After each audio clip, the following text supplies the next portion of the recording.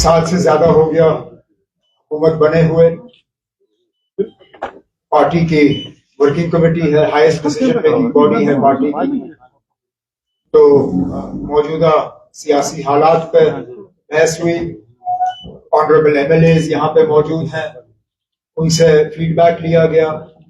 Party के जो अहदेदार हैं उनसे हुकूमत की कारकर्दगी के बारे में फीडबैक लिया गया। कई सारे मशवरे उनके तरफ से आए और जैसे मैंने मीटिंग के दौरान अपने साथियों से कहा, जो भी मशवरे तंजीम के तरफ से या ऑनरेबल एमएलएज के तरफ से मिले हैं उन सब पे जो है गौर करके उन पे अमल किया जाएगा।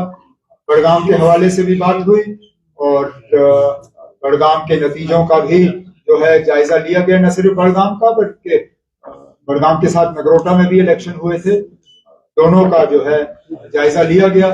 और जहां कहीं खामियां सामने आई हैं उनको जो दुरुस्त करने के लिए तंजीम के तरफ से फैसले लेने होंगे, वो फैसले आने वाले दिनों में लिए जाएंगे।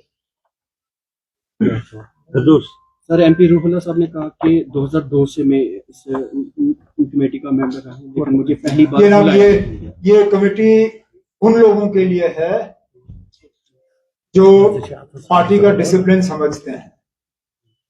ये कमेटी उन लोगों के लिए है जो पार्टी क़यादत के साथ मीडिया के थ्रू बात करना पसंद नहीं करते। और यहाँ पे इस मीटिंग में तमाम वो लोग थे जो पार्टी के डिसिप्लिन के अंदर रह के पार्टी की क़यादत और पार्टी के अहदेदारों के साथ बात करना जानते हैं और समझते हैं। और मुझे हैरानगी इस बात की है कि उस शख्स का ज्यादा फिक्र आपको है बनिस्बत हमें। सर, वर्किंग कमेटी में कोई बात इस पर हुई कि जो आप कह रहे हैं कि हुकूमत को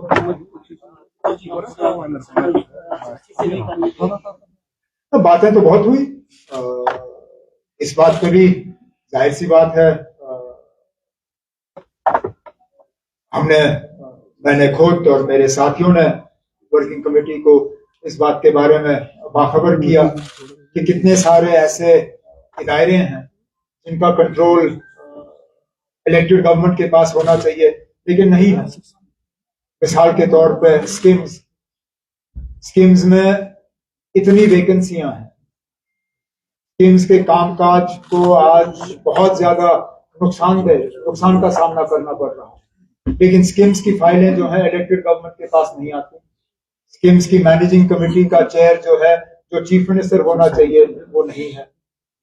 2 यूनिवर्सिटीज हैं जो एज पर एक्ट चांसलर उनका चीफ मिनिस्टर हुआ करता था, बाबा गुलाम शाह बादशाह university, Islamic university of science and technology. ये दोनों इदारे इलेक्टेड गवर्नमेंट को वापस नहीं दिए गए। Cultural academy, power development corporation, इस तरह की बहुत से ऐसे मिसाल हैं। डायरेक्टर इंफॉर्मेशन, ये पोस्ट जेकेएस अफसर का होना चाहिए। इट्स अ कार्डर पोस्ट फॉर जेकेएस अफसर्स। क्या मजबूरी है कि उसमें बार बार आईएएस अफसर लगाया जाता है? तो इसके बारे में हुकूमत ने, हमने अपने साथियों को इसके बारे में बताया हुआ है।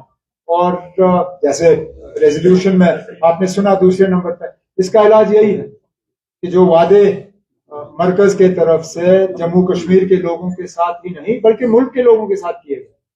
जब पार्लियामेंट में वादा किया गया वो सिर्फ जम्मू कश्मीर के लोगों के साथ नहीं था, वो पूरे मुल्क के साथ था। जब सुप्रीम कोर्ट को अश्योर किया गया कि स्टेटहुड की बहाली जो है 3 stage process, delimitation, election, restoration of statehood, 2 steps तो हो गए, अब तीसरे स्टेप में देरी क्यों? तो इस पर तफसीलन बात हुई।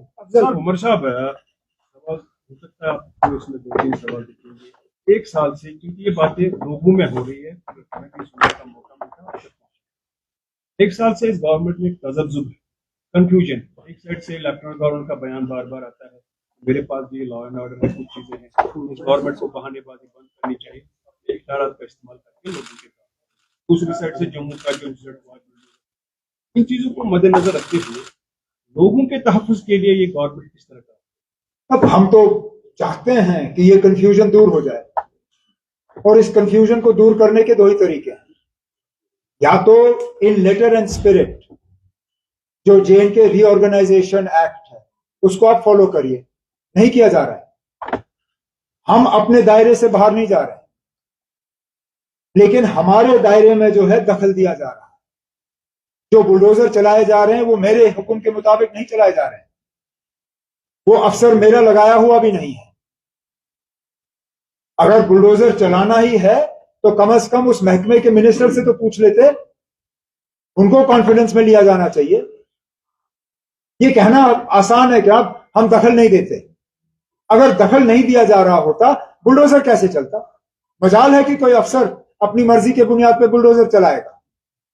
मैंने जैसे इससे पहले दोपहर को कहा, गैर कानूनी सरकारी जमीन पे कब्जे के हक में कोई नहीं है, लेकिन इकलौता आप किसी एक कम्युनिटी या किसी एक एरिया को टारगेट करो सिर्फ इलेक्टेड गवर्नमेंट को बदनाम करने के लिए, यह ठीक बात नहीं है।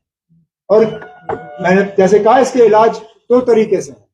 फिलहाल जो J&K रीऑर्गेनाइजेशन एक्ट है उसको लेटर एंड स्पिरिट में इंप्लीमेंट करिए, जो सेपरेशन ऑफ पावर्स हैं उसको रिस्पेक्ट करिए, और जल्द से जल्द जम्मू कश्मीर में दोबारा स्टेटहुड बहाल करिए। इस गवर्नमेंट के 4 साल ऐसे ही निकलेंगे इस कश्मकश में। अब आपने मान ही लिया कि 4 साल तक हमें स्टेटहुड नहीं मिलेगा।